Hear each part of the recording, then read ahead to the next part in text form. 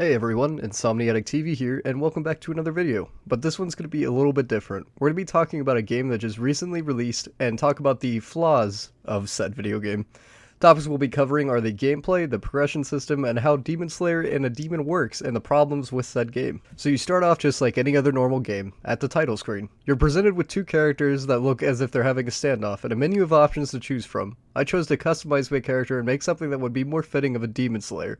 After a few spins for a last name, I get to work on customizing my character. And there we go, I think he looks beautiful. We load into a small village bustling with life and plenty of NPCs to talk to. So we first head over to the blacksmithing shop. After taking a look around and talking to NPCs inside, I decide to walk over to the other NPCs around town. One of the NPCs in the rice fields has a quest for me, collecting 4 strings of rice for her, so we get to work. After collecting the rice, she thanks me for my work, and we continue on. I head towards the old man and talk to him for my next objective. He tells me his granddaughter wants to send us, and tells us to bring a wagon of logs over to a log pile quite the ways away from where we are. So we head off, and with logs in tow, we head to our destination. I arrive and observe the surroundings a bit, spotting another NPC and talking with her. She tells me in bated breath that she ran from another village to where she is now, a good place to check out later, but for now, we head back. Back in the old village, we talk to a woman named Sami. She tells us about Zuko and his subordinates that have infiltrated the once peaceful town and asks us to assist her in showing them a lesson or two. After successfully giving the NPCs a knuckle sandwich of a lifetime, we head back to Sami for our next quest. She tells us that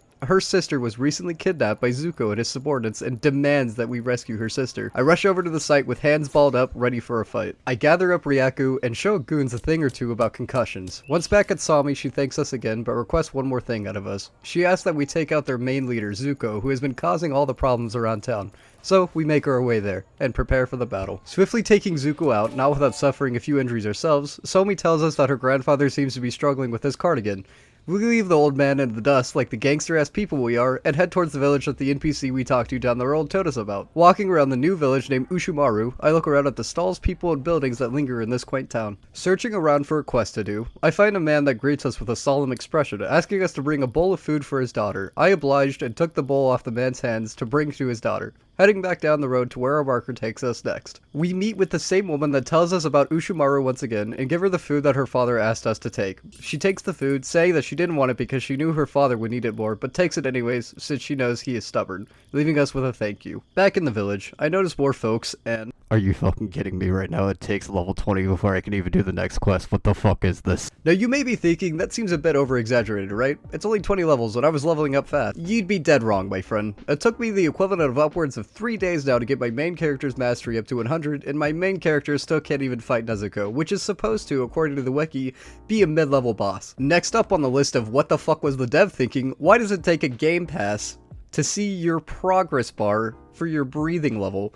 What the fuck is this? This is not good game design. This feels more like it's a cash grabbing kind of scheme of sorts. Speaking of which, we'll get into our next topic, the progression system. The progression system in this game is straight up the dumbest shit I've ever seen. You need a game pass to even view your demon/breathing level, and you need a game pass just to see if your gourd is going to break, which it doesn't even need one, because your gourd breaks anyway, so what was the point of making it a game pass? But I digress. There are plenty of things about this game that I like, and there are plenty of things about this game that I really dislike. Let's talk about the breathing progression. To get your breathing level higher, you must first learn a breathing style. Easy enough, right? Right. You look up a YouTube video as to where the trainer of your favorite breathing style is, you talk to them, they give you a pretty reasonable, beatable quest if you're at least level 15. Simple enough, right? Then you have to go get gourds. Gourds are small to medium to large clay pots that you blow into. The bigger the pot, the more your progression meter goes up. But that takes money, and lots of it. It takes, from what I saw in this YouTuber's video, credit to Tommy VCR.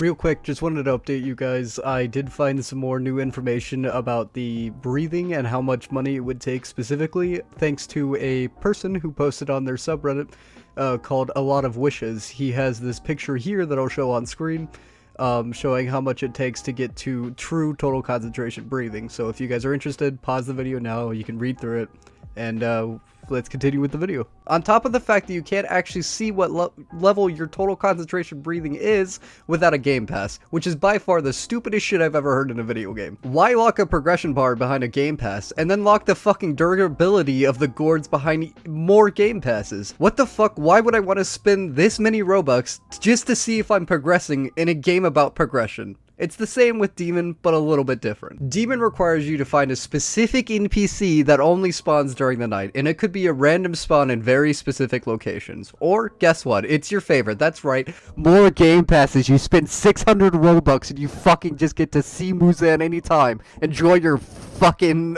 having X-ray, brother, man. Anyways, you have to find Muzan, and then he gives you a quest. You accept the quest from him, and now you have to find even more randomized bullshit, where you have to find 5 blue spider flowers for him, then go grab the doctor. Picking up Dr. Higoshima at the house near the starting village, you then have to run all the way back to Muzan before it turns day, because without the game pass, best of luck trying to find him again. I got extremely lucky getting my Muzan blood because I got the help of some kind gamers that were willing to look for him with me, so I thank you whoever you are. Once that's completed, you get a vial of blood, and with this vial you can drink it and become a demon just like Muzan, but there's a couple of catches to being a demon. Demons can't go out during the daytime. Sunny D makes their skin go brittle. You will literally start burning in the sunlight if you don't stay underneath tree shade or under buildings, or without a hat, which I've spent hours trying to farm for just to not get. 50 plus crates, by the way. The progression system is different from what Slayers do. Demons have to hunt humans down for their souls, and they have to kill humans to get their souls to progress their bar, which is most likely locked behind a game pass because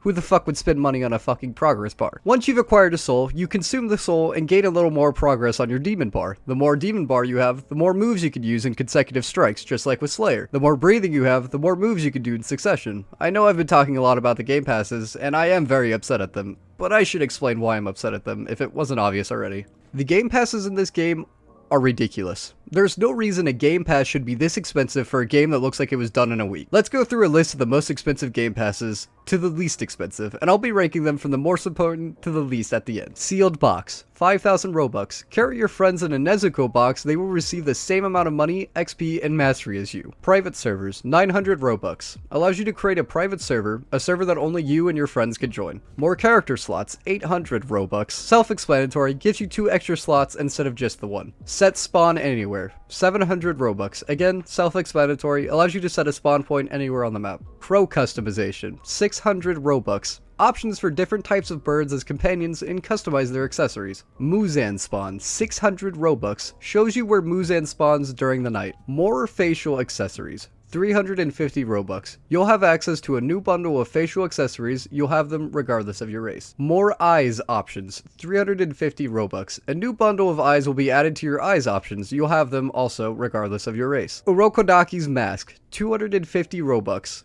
Just his mask. Emote pack, 200 Robux, gives you more emotes in-game. Total concentration and demon progression viewer, 200 Robux. View your current progression on mastering total concentration as a Slayer or your evolution as a demon. Disable or enable Slayer core uniform, 200 Robux. Gives you the option to turn on and off the top and bottom parts of your uniform, forced on otherwise. Skip spin, 150 Robux. After pressing the spin button, press it again to skip. Gourd durability viewer, 50 Robux. See how many more air blows the Gourd can take. Now, if you want my honest opinion, and this is just like, I've been reading a script this whole time, so this is just me talking, just normally now. Who wants to spend 5,000 Robux just to be able to farm with their friends so their friend can AFK the entire time? Why are private servers 900 Robux? Why are more character slots 800 Robux just to play the game more? Why the fuck do I need to spend 600 Robux just to fucking customize my bird? Why the hell do I need 600 Robux just to find out how to be the other side of the whole game? Which, the whole game is about demons and slayers, you know, it's in the fucking name. You would think, you know, but whatever. That's not even the first thing that I'm mad about. What I'm really upset about is the total concentration and demon progress viewer. Why should I have to spend a ridiculous 200 Robux just to fucking see how far my progression is on a game that's all about leveling up? What the fuck? Why would I want to spend that much money? It gives you no options if you're a free-to-play player, and it really fucking upsets me because I've found ways around this, by the way, developer. I found ways around your shitty little thing, right? And so there's just no point in having it because there are ways around it already. So why make me spend the Robux if I could just find a way around it? And before anyone comments like, "Aw, dude, well, if you found a way around it, why are you complaining?" That's not the point. The point is, I've already found a way around it, so why should I have to spend the Robux if I don't fucking have to begin with? Now, I know I've talked a lot about the game, and I haven't really said anything good or nice about the game, but there's a lot wrong with this game for it being quote-unquote released now. It looks like someone shit this game out in a week and called it release if you want my honest opinion, but maybe this is just the best these devs could do. I like the concept of the game, I like the animation, I like the fighting and the environment and the NPCs, excluding their weird random spelling errors, everywhere. This game is genuinely fun, and I've been having a blast playing it. But this is just overkill. You don't need this many game passes, and you don't need them to be this particular and this cash grabby. It just seems like a marketing ploy to make as much money off this game as possible, and DevX it all into their bank accounts.